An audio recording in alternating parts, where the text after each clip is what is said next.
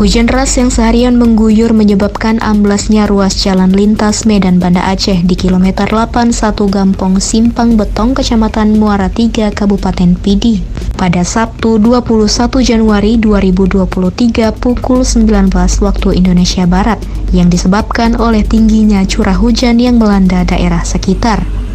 Dalam tayangan video berikut, meski kondisi terbilang rawan pada sisi jalan amblas tersebut, namun arus lalu lintas masih dapat dilalui oleh pengendara dengan tetap waspada dan berhati-hati saat melintas.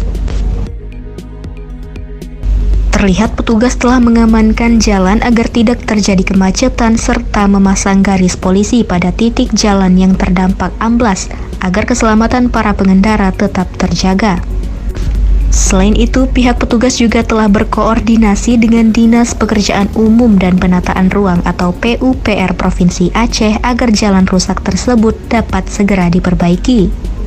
Meskipun demikian, para pengendara tetap dihimbau agar selalu waspada serta berhati-hati saat melintasi kawasan tersebut.